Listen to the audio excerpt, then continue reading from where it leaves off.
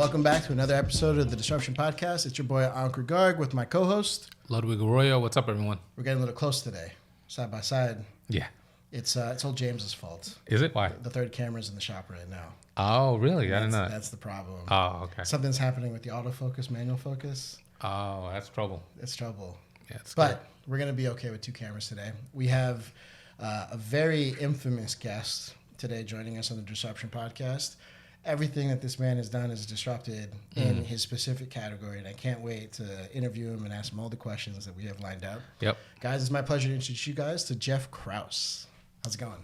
Thanks for having me, guys. What's up, man? What's going on? How's it going? I'm doing good. How are you guys doing?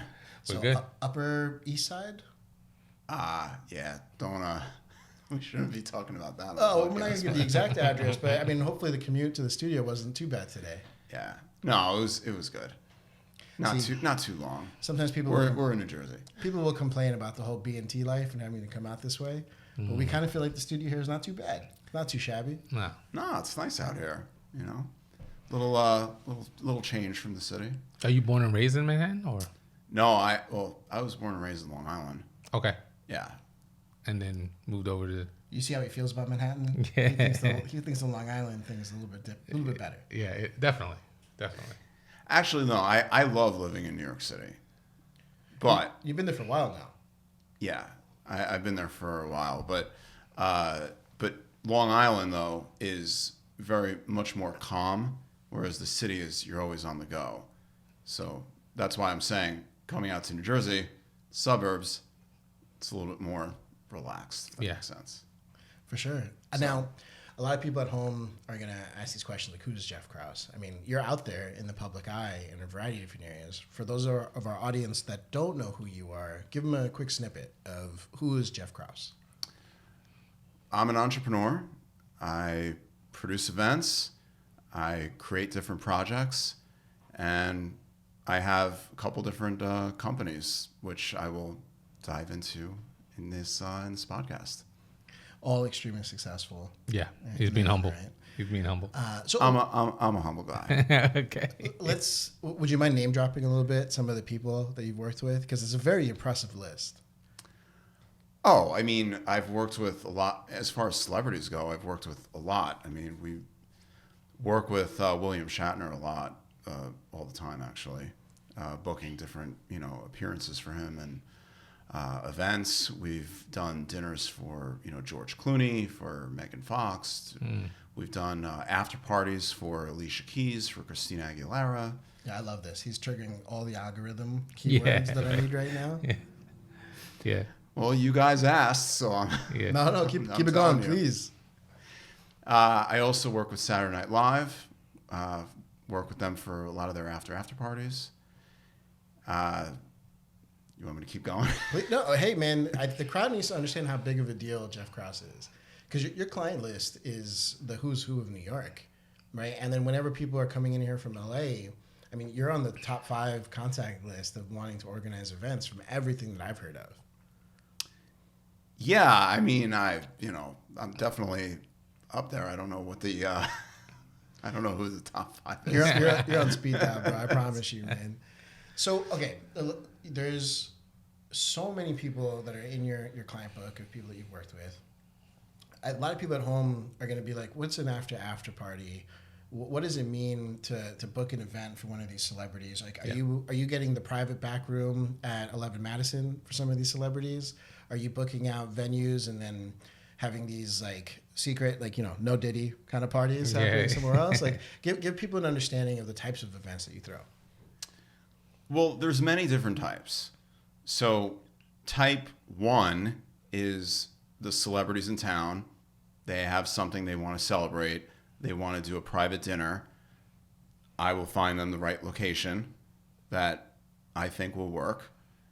And they'll do a private dinner, which basically could be the back room of a restaurant.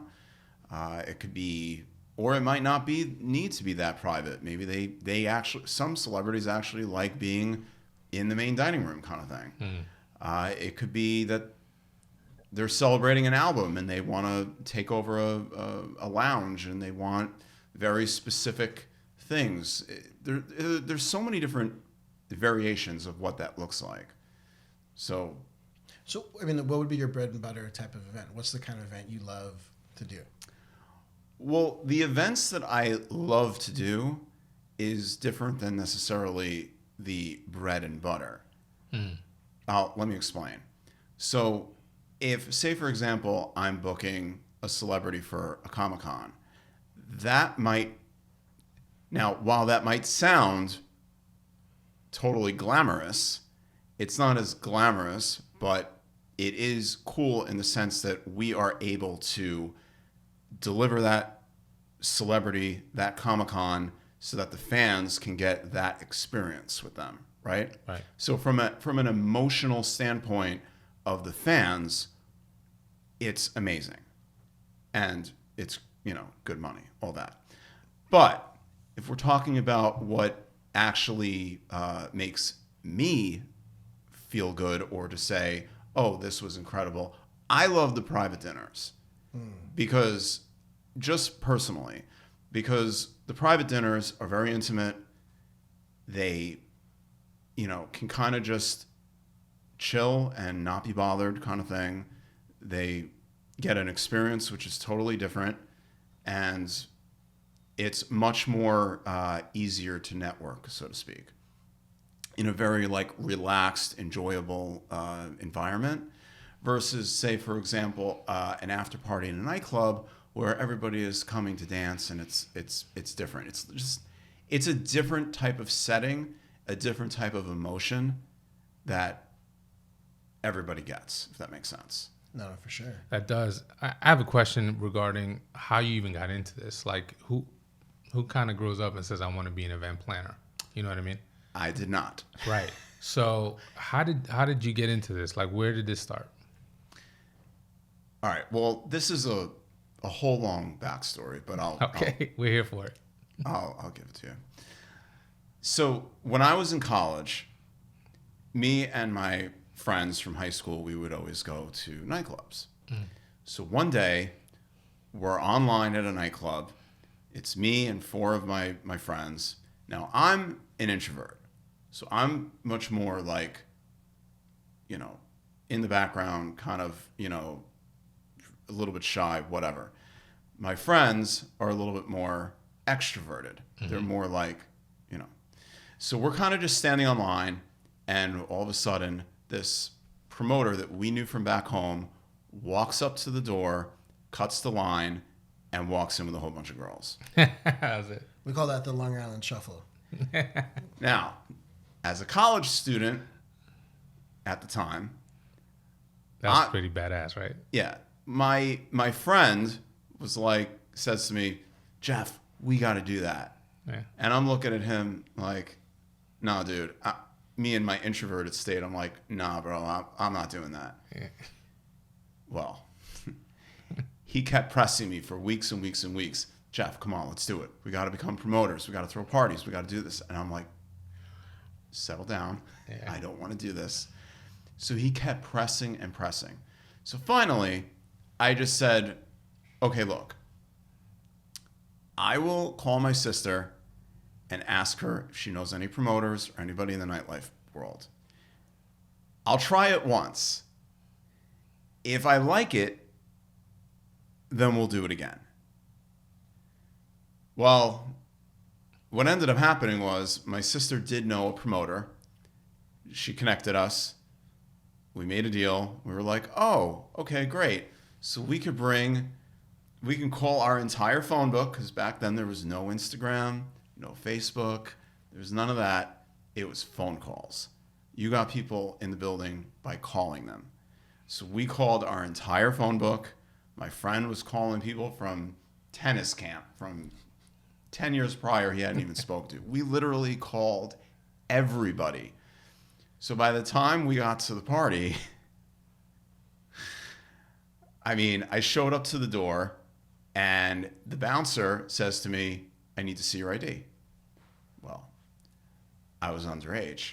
I showed a fake ID. The bouncer looks at me and goes, this isn't you. We can't let you in. Now, prior to that, I had never had an issue getting into a nightclub, ever. But of course, the one time that I'm throwing a party, they ID me, right? Go figure. Right. So my friend says, listen, I'm going to go inside. I'm going to get you in. I said, okay. He goes inside. He's raising hell. He's screaming, me and my partner, we busted our butts to fill this venue and blah, blah, blah. So they come outside. He gets the director of the venue. They're like, all right, we'll let you in, but you can't drink. I said, no problem. Walked in. My sister ended up coming with some of her friends or whatever. Afterwards, we didn't get paid. Oh, no.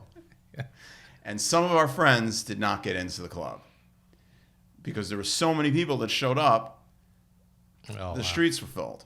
Wow. Yeah. So after battling with the promoter, we didn't get paid. And on top of it, they didn't count all my sister's friends that came with her because one of them knew the door guy or something. So I said, all right.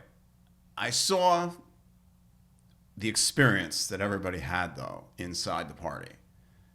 That made me feel good. So I said, let's try it one more time. So we regrouped. I found a promoter, or I connected with a promoter that was much nicer, much more respectable.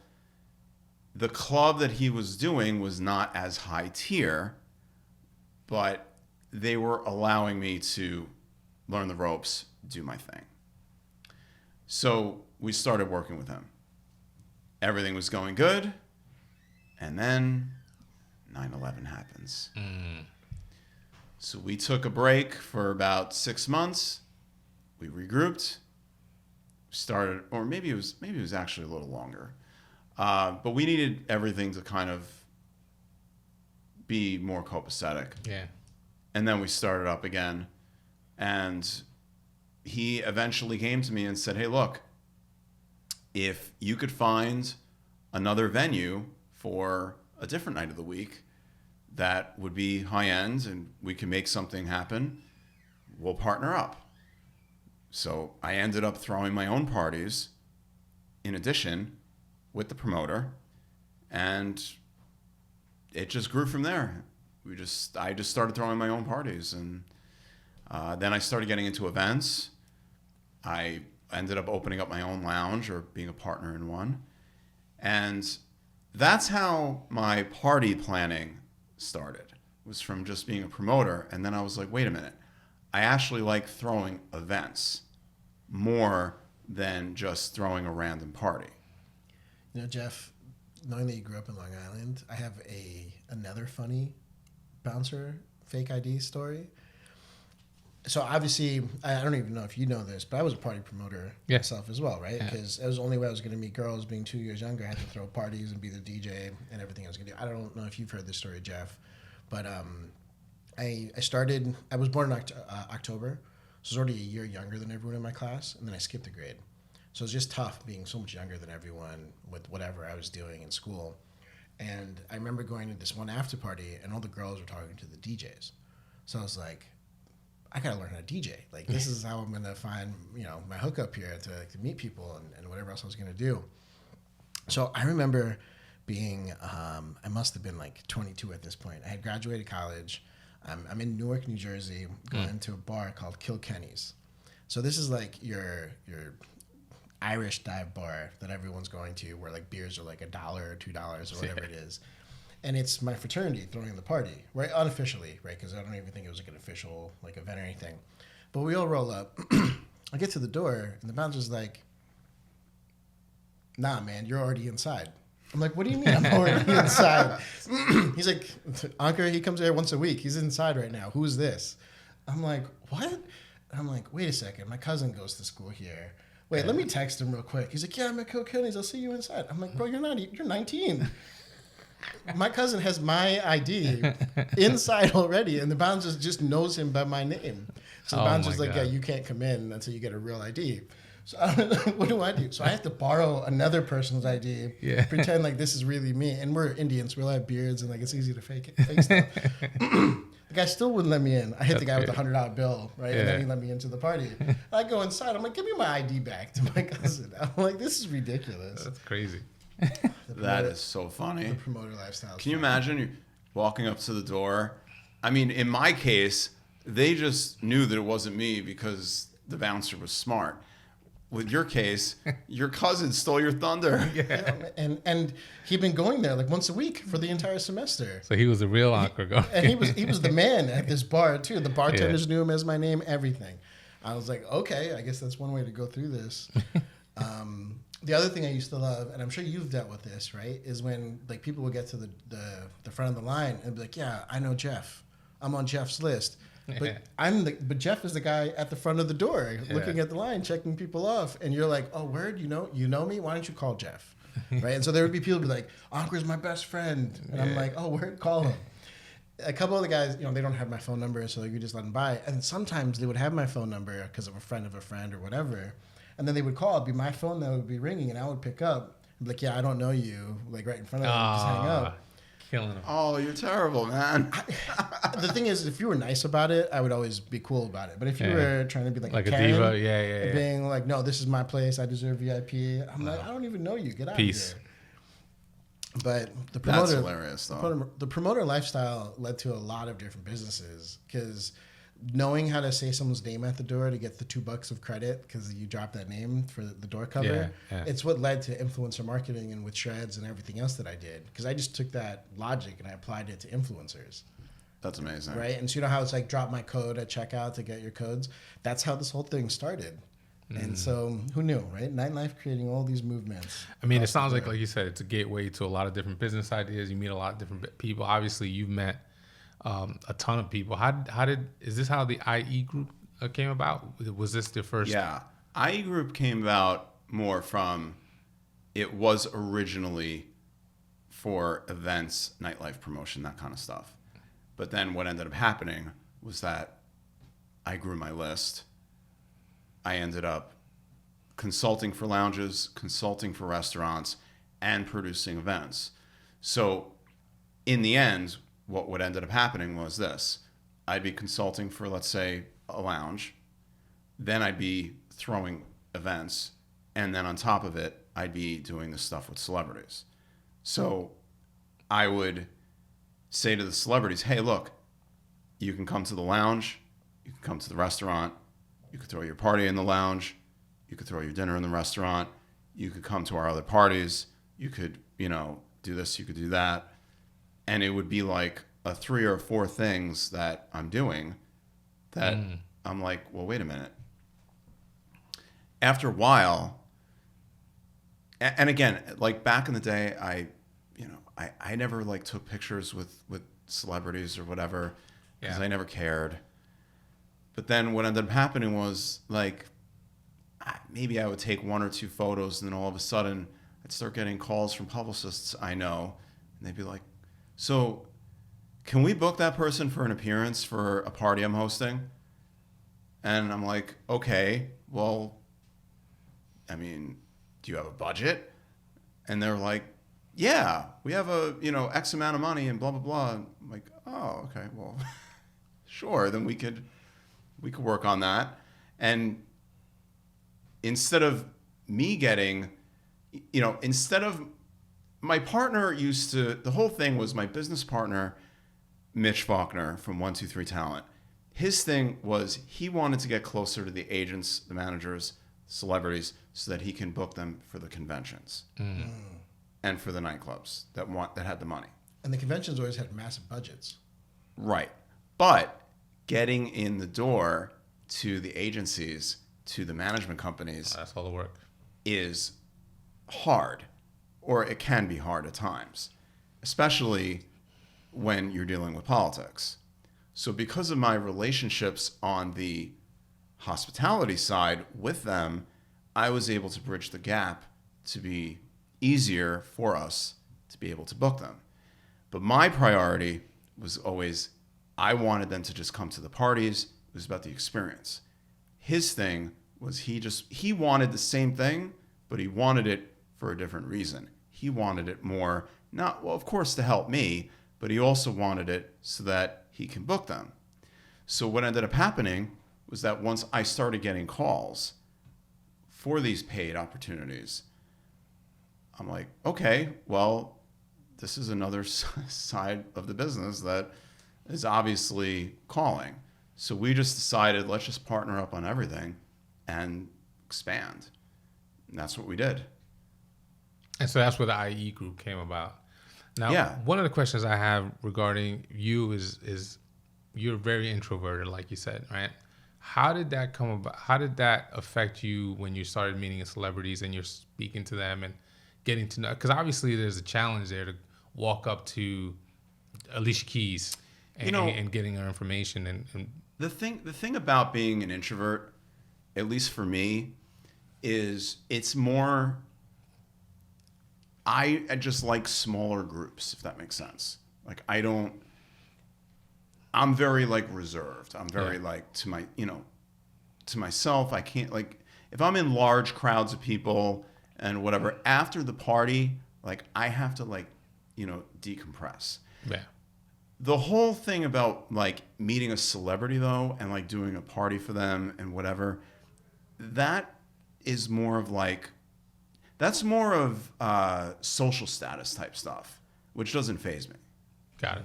So I would never meet a celebrity and be like, oh my God, I can't believe I met so-and-so or I worked with so-and-so. I don't, like, that stuff I don't care about. Believe it or not, there's only a few celebrities that's happened with, but it's for the reasons that it would be very funny to you. For example, when I met Chris Jericho, Yeah. that to me hit home because I grew up a wrestling fan. Yeah. I would watch this guy on Monday nights, Monday Night Raw, Yeah. back in the, late 90s, early 2000s. And he'd be coming out, Y2J, and, his promos were, freaking hilarious.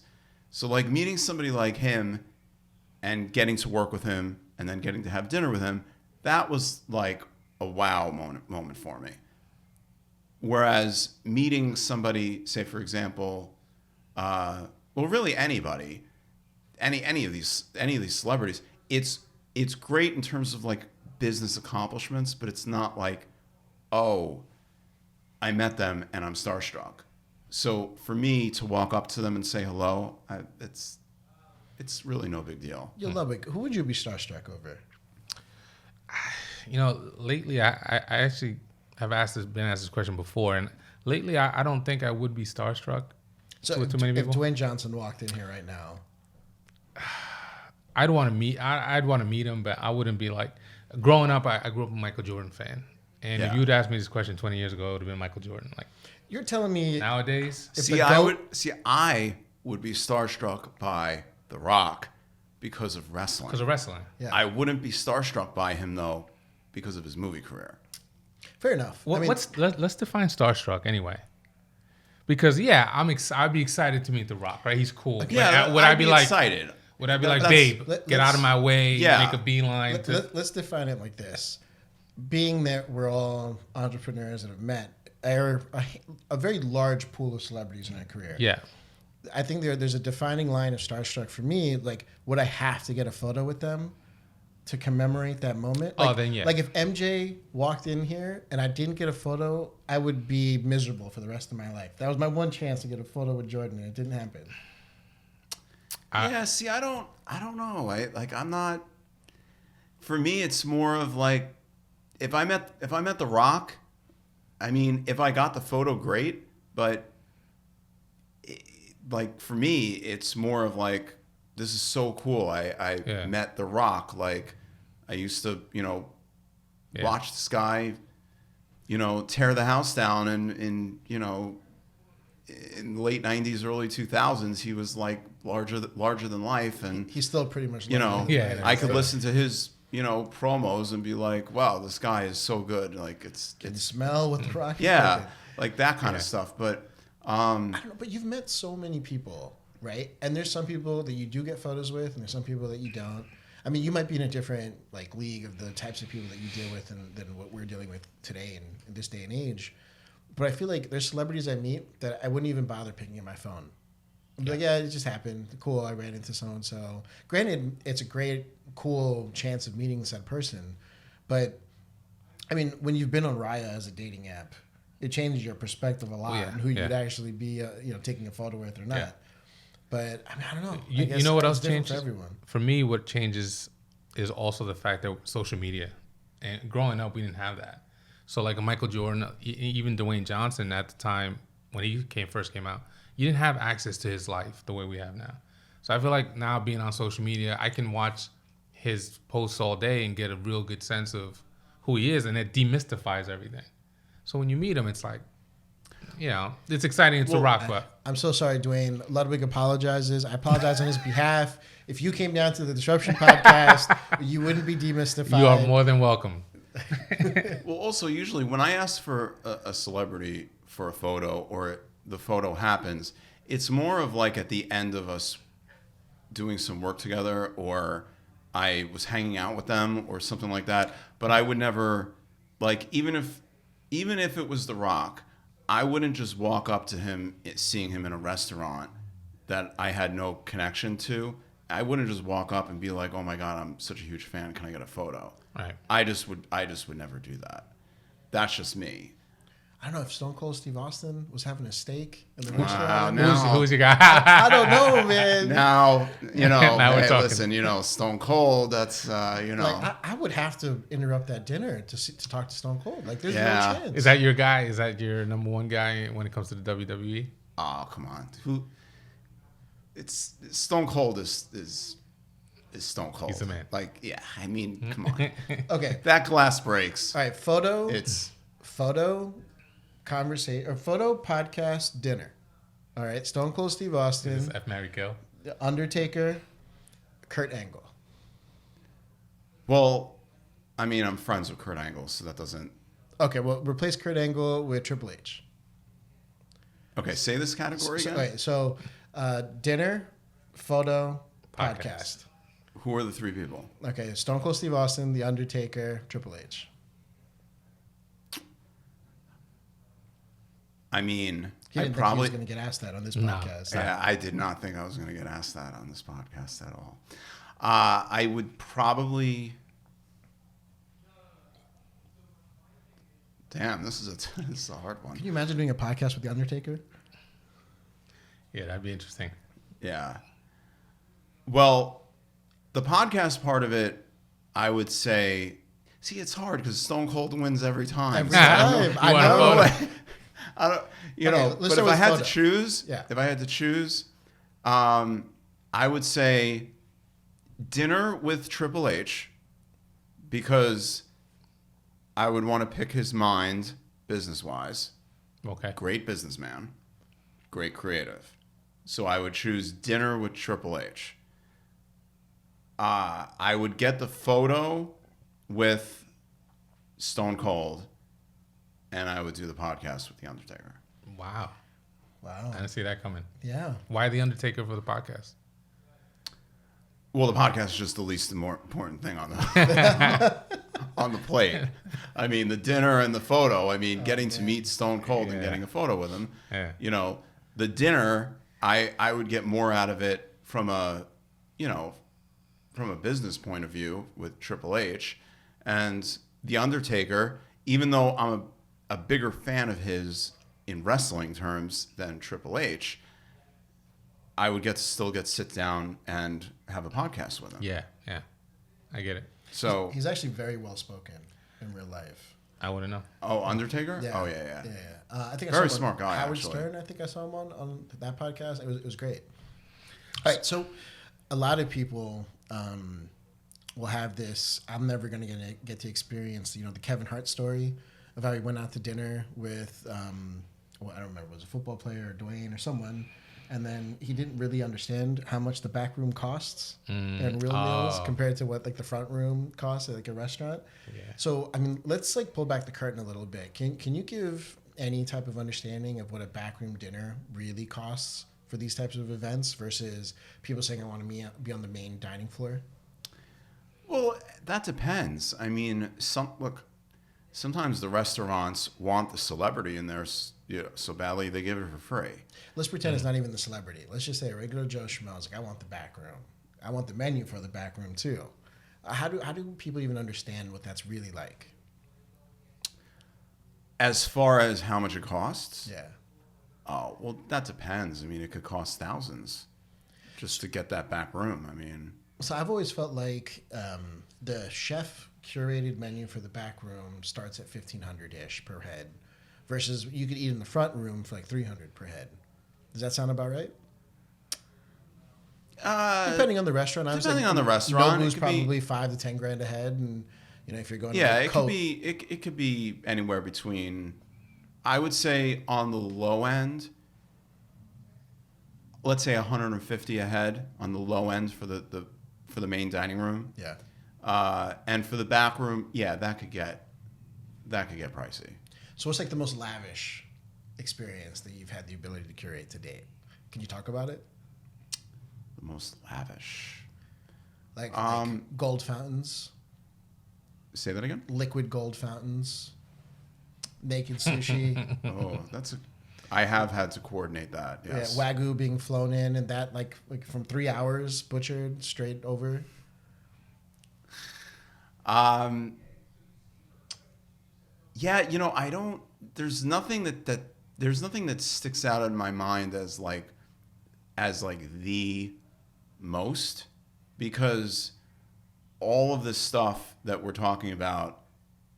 I mean, for example, I helped the Jackson family plan the 40-year anniversary of Thriller at their house, and they had some wild things going on with MJ impersonator kind of people and people in different costumes trying to spook people and all these different experiences that were going on in the party. But as far as the most lavish, to me, it's all the same. Like I don't look at it. I mean, Jeff is unfazed. I'm sorry. It's okay. I'm unfazed. I mean, somebody did have one idea once of, can we, and this didn't happen, but somebody once had an idea, can we put a cage outside and put a tiger in the cage as people walk up? Right. Now, obviously, insurance purposes. That's not going to happen. Yeah. Right. But the thought of it is wild, like walking up to the door and you see, a tiger in a cage. Yeah. Yeah, I'm not gonna lie. Arvin and I tried. Did you? For the Olympia, we asked for what permits would this take. Oh my God. It wasn't the Tiger King who we called either. I don't even remember who we called to try to make this happen. But we got the price to get an actual tiger over there. The Olympia wouldn't allow it. We tried everything. Oh, of course. They're not going to allow that. I know, but I was like $100,000. Let me just have a tiger in a cage in our booth. Because can you imagine what That'd have been insane. the reaction would have been? That would have been insane. Historic. I think the most lavish party I've ever attended was at the Playboy Mansion. And, Yeah. And it's like, look, you walked in and they would just like hand you $10,000 worth of gifts. Like these influencer parties and stuff like that happen. It didn't matter whether you were an influencer or not. For this party I went to, everyone got hooked up as soon as you walked in. Is that something that like you've had a chance of like kind of delving into, of like these types of party gifts, party favors, or is that kind of like beneath the type of experiences that you deal with? No, I mean, look, there's plenty of parties where we have gift bags, and the gift bags could be worth thousands and thousands of dollars worth of products. I've heard rumors that Jeff's events have the best gift bags. Always. So when it comes to making these gift bags, like how do you get these brand deals to happen? I know for me, that outreach to brands is often hit with a brick wall, right? They're like, I mean, the Jeff Krauss name is different, obviously, because I'm not an event guy, but walk people through at home, like how does that even happen? Like how do you get how do the gift bags happen? Yeah, how do you get these brands to do these deals? Well, there's really one of three ways. Either A, there's gift bag companies that they will basically source the brands to, and the bags and put it together for you. Or you have the bags, the bag itself, and you go out to different companies that you think would be appropriate to that event, to that celebrity, or that the celebrity would like, or the event would like to have their attendees walk away with those products. So I know your team is more than just you, right? How deep is the team for something like this? Or you guys have people that are dedicated towards research and getting an understanding of like, hey, if we put Bose headphones, we're gonna have this reaction versus if we do Apple headphones, it'll be this reaction. When you say stuff like appropriate for the venue or for the client. Oh no, I didn't mean it. I didn't mean it in that way. Okay. I didn't mean it in the sense of if we do Bose versus Apple. I mean, at the end of the day, like some attendees are going to walk away being like, I love Bose, and some attendees are going to walk away saying, I love Apple. So we're not necessarily looking at it in that vein. But Jeff's a green bubble, so we know it's Bose. Oh, Android, yeah, it's definitely. Sorry, Jeff, had to throw that out there. I was very shocked at the group thread that we started. I was like, hey, this is green. What is going on? But let's flex about the size of your team, because the size events that you throw are very impressive. Yeah. I mean, how big is your team? It varies. I mean, it varies event to event.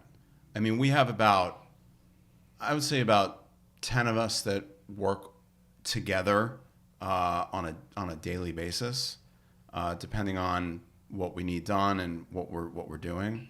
But that team then expands per event. So if, say, for example, the event is going to have 500 people and they're going to need, 300 gift bags and they're going to need a greeter at the door and they're going to need, all these different things.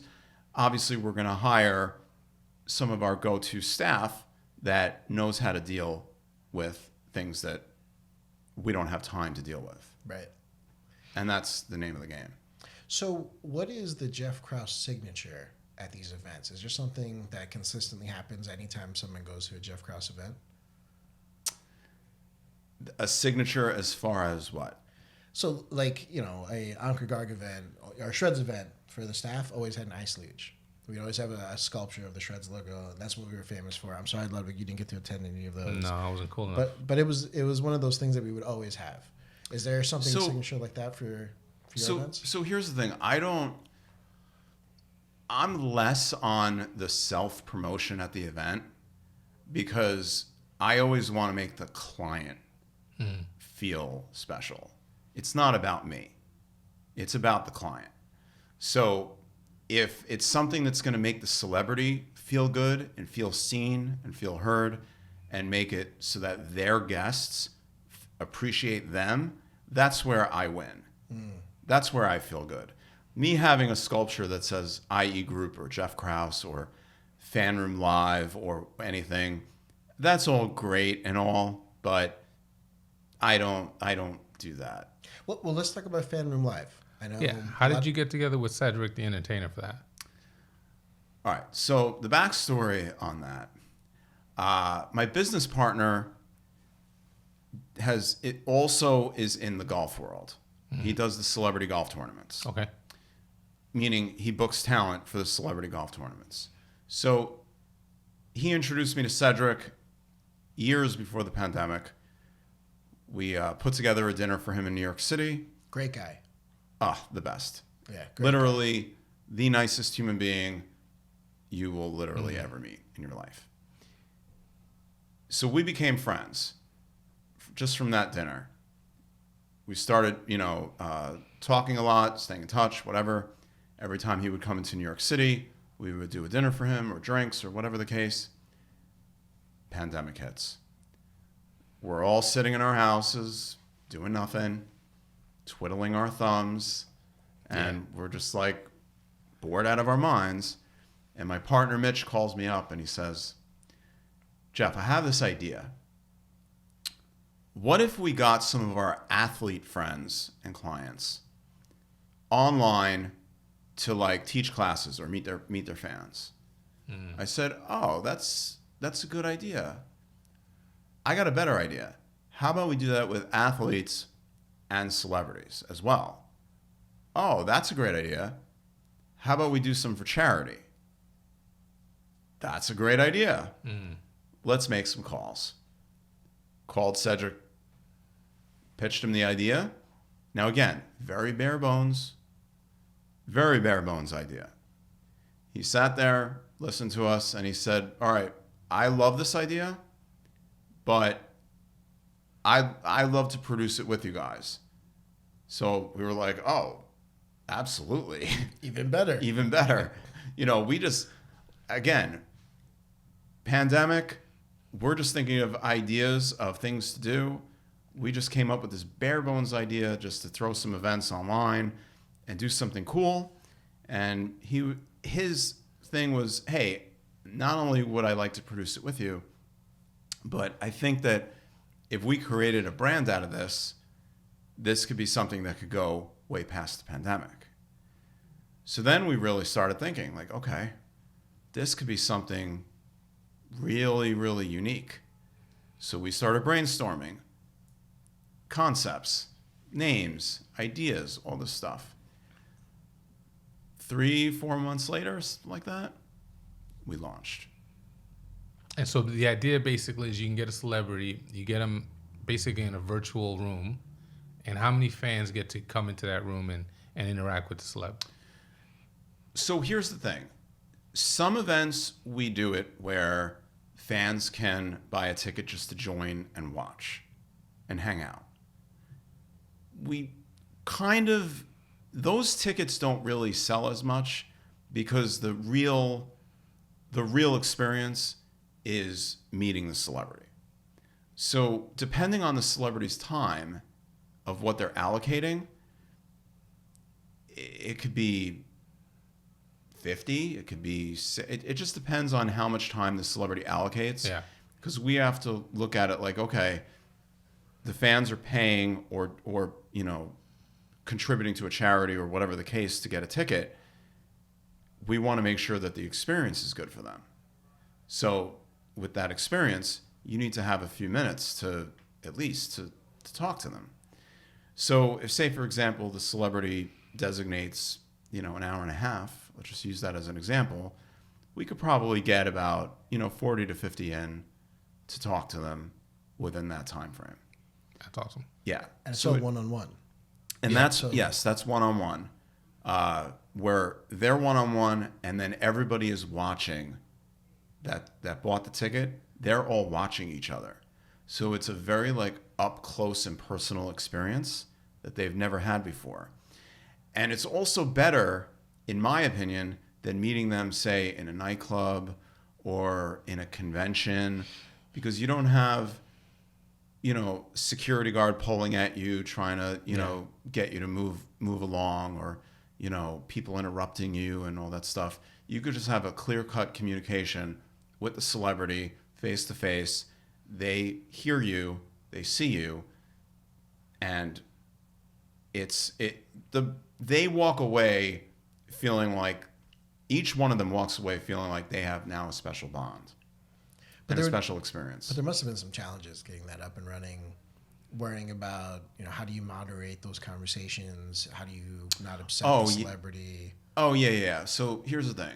We always, before the events, we always let the fans know professional questions only. Meaning, you have to be conducting yourself in a nice professional manner.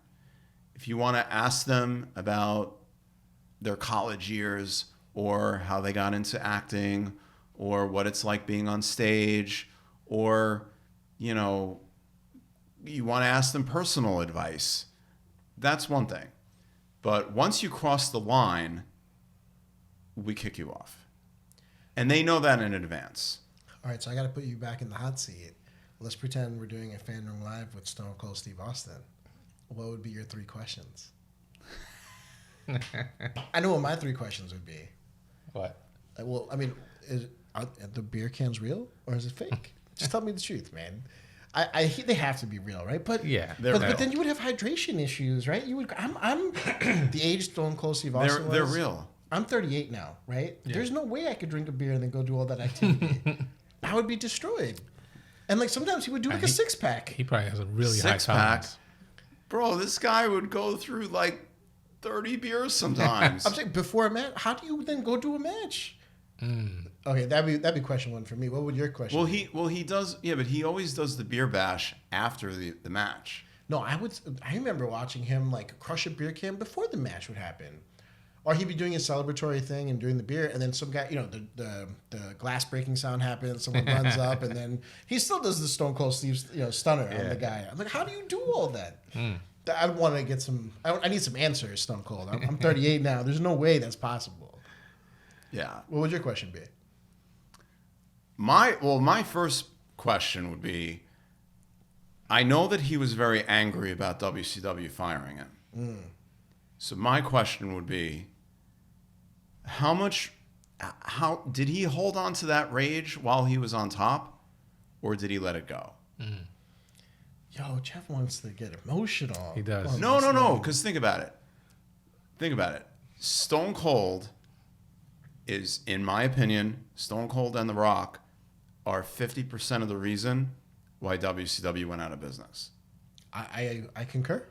So if they didn't have Stone Cold and The Rock, and they didn't go with the way that they did, and of course there's other things like, the Montreal screw job and different things that played into his character becoming even better, and it helped The Rock elevate and all that kind of stuff, and Degeneration X and all that. All that stuff is great, but without Austin, without The Rock, WCW, Yeah. they might have lost. I mean, WWE might have lost. You got a question? Did you even watch wrestling? So that would be one question: is when he was on top, when he was riding that wave of outselling every wrestler in history, was he still carrying that, or was he like, did he kind of just let it go, and that character of him being so angry, was that just the character, or was he really still pissed? What's his first name? Steve? Yeah. Yo, Steve, if you're watching, man, Jeff really needs to know the answer to this question. Please just give us the answer in the comments, man. It would make us so ecstatically happy. Oh, and my follow-up question to that would be, what was the look on his face when he heard that Vince was going to hire Eric Bischoff? Ooh, that's a question that he's never talked about for sure. That I would love to hear. Do you know about this drama? No, I'm a Hulk Hogan guy, Randy Macho Man Savage. Yeah. Probably Ludwig the last time I watched wrestling. He's secretly 80 years old. Yeah. And so we don't like to tell everyone that I'm truth. an old soul. He was around when Hulk's hair was still yellow, right? Yeah. Yeah. Even his mustache hairs were still yellow back then. Yeah. Man, so, I mean, we call this the Disruption Podcast because we talk about kind of carving and creating your own lane. So the things that you've done now with Cedric, with the fan room, I mean, that was definitely disruptive. There are guys in the space trying to do similar experiences, especially during COVID with like Cameo and all those other things. But you guys created something truly unique, and you were only able to do that because of your network. Let's talk to the people at home that have these ideas of things that they want to create. Do you have any advice for them to try to follow in your footsteps with creating these types of unique experiences? Well, I'll give you one quote. Okay. That I heard CM Punk say, and can go through anything in life. The answer is always no if you don't ask. Closed mouths don't get fed. Exactly. Keep pressing forward. Keep coming up with ideas. Just keep moving forward. Don't focus on negative. Even though there's probably a lot of negative stuff going on in the background, don't focus on it. Focus on the positive. Focus on what you can do. Focus on your strengths. Even if you have weaknesses, you can work on getting those weaknesses better, but don't take your eye off the ball on your strengths, because those strengths are going to get you over. So I think, should we turn the power into Jeff's hands? See Sure. if he's got any questions for us. I mean, you got to know me a little bit before the podcast. Yeah. I'm sure you have some questions about Ludwig or about myself. Feel free to throw some stuff our way. Well, yeah, I do have a question. How did you? I know that you had told me that you went from building these companies, you sold the companies, now you're working with these mega brands, right? Now, the brand side of it is not that easy to tap into. Right. It's a hard thing, right? How did you go from owning these companies, selling the companies, to now having all these different deals with all these huge corporations or corporate brands that you can do business with on the drop of a dime? You know, the truth is, I mean, Ludwig will speak to this too. Your network is your net worth, right? That's that quote. Yeah. And from being that guy who spun someone's Sweet 16 way back in the day into then that person growing up and then now being an executive at Viacom or any one of these other types of brands, it opens doors that you can't even imagine. I mean, I'm a Freemason. I'm in a fraternity that's a national fraternity. Ludwig himself is in a fraternity. Yep. Want to give him a shout out because you never do. Phi Beta Sigma. What's up? Like this, a wrong symbol, man. He's gonna get called Started out with the hard. peace sign and then give him the Sigma. Man. My roommate was a Sigma as well in college, so Yeah. I know how he's gonna feel about what just happened. But having those relationships and being a relationship builder throughout my career, it's been truly paramount in making sure that there's opportunities. And then, I mean, I don't really like to call myself the chief executive officer. I like to call myself the chief entertainment officer. I love that. It's really big when it comes to like the dinners, right? And then, you know, when you're a partner with the vendor, like actually having a real relationship with that vendor. Yeah. I mean, you want to talk about what happened when WP Engine came? Oh, when we went to Hoboken and Just taking them out and all that stuff? yeah, so you know, you guys align very well with this because the whole event, dinners, parties, that's where he comes from his whole life. So we took out a partner. Ice cream to go into an ice cream shop after the event, dinner on the water. He'd never been to New York.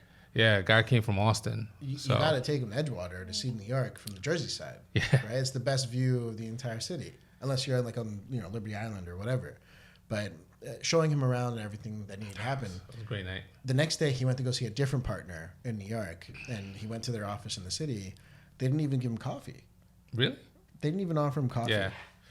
And so he went there for an hour and just like turned back around and came back to come see us because he was just like, I don't know what else to do before my flight. Yeah. My meeting stuff's all over. And man, I just got to tell everyone, like, relationship building is so important, especially when you're trying to network and create, opportunity for yourself.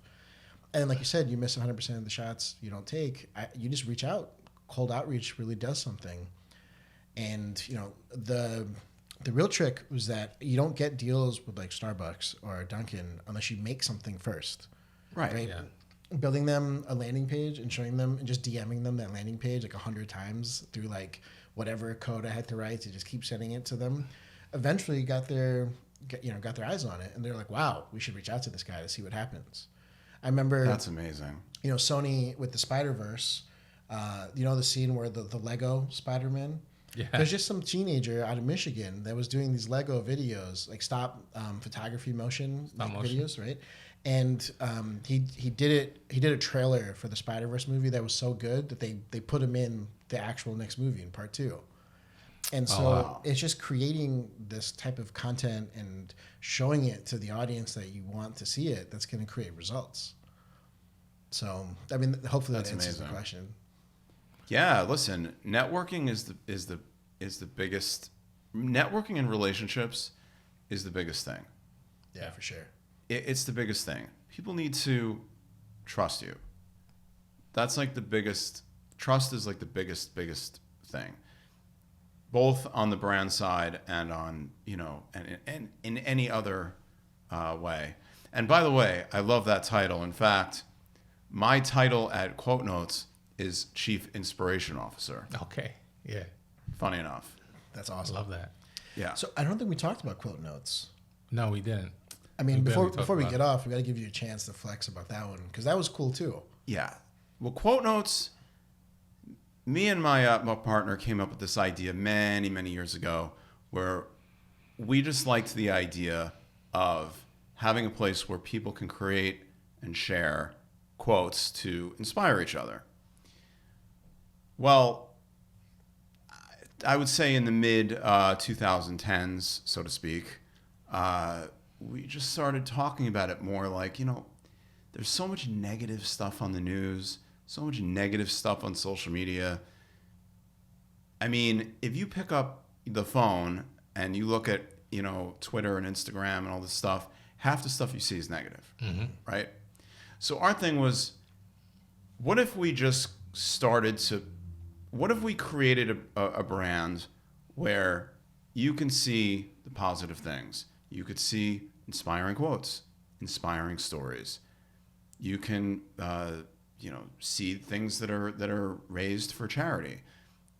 Anything that's going to inspire you and uplift your day and give you motivation, positivity for all walks of life.